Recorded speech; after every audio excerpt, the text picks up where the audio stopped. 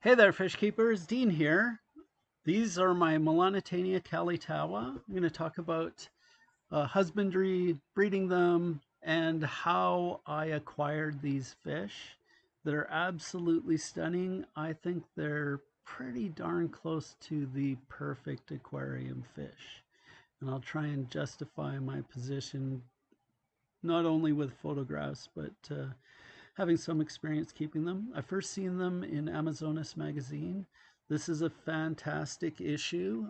If you want to get a back issue, if you're into rainbow fish, it's volume 11, number 4.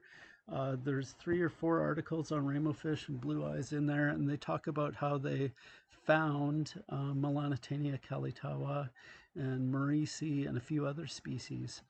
Just a fantastic adventure article finding Melanotaenia calitawa. When I first seen them in the magazine, I was like, holy man, I want these. These things are absolutely gorgeous. Um, and you know, like when you're kind of daydreaming while you're reading a magazine, it's like, it you think about doing it, but it usually takes a little spark to get you going to take that next step. And fortunately, I got that spark. We went on our 25th wedding anniversary to Honolulu, Hawaii, and of course, I had to go to Aquascapes there and met Jojo, who's an awesome guy. Seen my first Kalitawa. You can see here it's flashing. I actually captured a picture of it, and I knew I had to absolutely have this fish. It was stunning. Jojo also gave me a ton of info on plants and fish. He has the coolest shop there. If you're in Honolulu, definitely stop by. But it inspired me to get them. Like once I seen them in real life, it was like, okay, I gotta have these for sure. And I started looking around. I seen that Dan's Fish had them on the internet, but I figured, there's a lot of bowheads here in Alberta. So I was on the brink of inquiring when I got a message from one of my fish club friends inviting me to a auction in Edmonton. And I decided, hey, I should go here and see if anybody has Melanotaenia calitawa or knows where to get them. So I went there, and when I was looking around the auction, there was some awesome Siri Creek rads in it. So I just put my hand up until I got them. And I had never kept them before. So I wanted to get a little bit of insider information. So I asked my friend, Anne Marie, to introduce me to the person who brought him there. And it was Curtis, who happens to own Common Sense Aquatics, which I didn't know at the time. But I asked him a bunch of questions about Siri Creek rads, and he filled my mind with all kinds of information, more information that I'd ever want to know. And I figured, this guy's pretty darn knowledgeable. I'll ask him about Melanotaenia calitawa to see if anybody has them here in Alberta. And his short answer was, I do. How many do you want? Which made my life super easy. The trip to Edmonton was well worth it. So I negotiated for, he figured he had about 10 or so left that he was able to sell. So I negotiated for those and went down to Calgary and picked them up and brought them back to my place along with some Corridorus garryi, which you'll see on my YouTube channel around here. It was quite the score.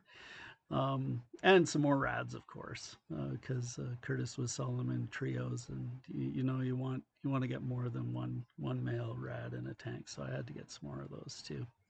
But I brought them back home, and they immediately spawned in a spawning mop that I put in there.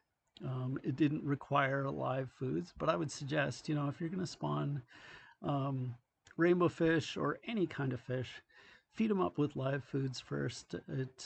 There's just a lot more eggs when you do that, and plus it gets them in the mood. So you can see here I'm feeding these guys here Daphnia. It's not absolutely necessary to spawn them, but you just get better hatches, and I don't know if the fry are more viable, but it feels like it. But anyways, I'd gotten eggs immediately from these rainbow fish that I brought home. Like I brought them home and they were spawning at 9 o'clock at night. I was like, I swear to God, these fish are spawning. And looked at the mop the next day and there's like 100 or so eggs on it. So I picked those up right away because I'm like, oh, if I've got Kelly Tawa, I need to get fry. And it was a pretty awesome experience. And, I watched that tank just a ton. At the beginning, I was having a surgery and I was going to be at home for 5 months. So you can see that male was flashing back there. You can see I actually caught them spawning here. They're pretty secretive about their breeding. So they're breeding in the back there. If you want to get lots of eggs, do not have water lettuce in your tank because they'll also breed on that. You can see another pair is spawning there in the water lettuce.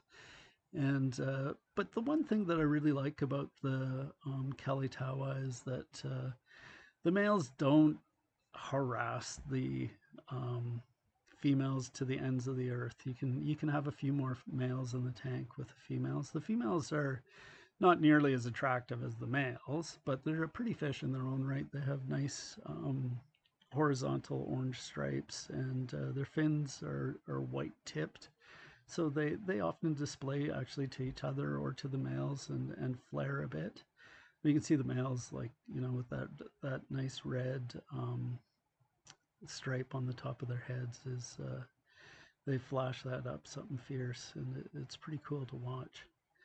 So they're not a really aggressive spawning fish where you have to worry about having more males than females. It doesn't seem to be a problem as far as I've found in my tanks. Um, but they do have, and they have a fair number of eggs. That first batch, these are the very first batch of Kalitawa eggs that I had. They're eyed up pretty good here. They're tiny though. Their fry are incredibly small. There's the very first Melanotaenia Kalitawa fry that I had hatch. I was a pretty proud papa there. And but I raised them up mostly on paramecium that I got from Fish EZ. I'll let you take a look at the link below there if you want to get paramecium. And this tank is clouded, and you can see if you look in there that those fry are not terribly small now, and you can see some have brine shrimp in them, but most of them are filled right up on paramecium. So they did really well on that, and they grew fast. As soon as I got them on brine shrimp, they grew really well, and we're not fussy at all here. They're just eating shrimp pellets. This is at about 4 months of age. You can see the males and females are totally identifiable by this point. I had done a few swaps earlier on because people wanted them quickly from me.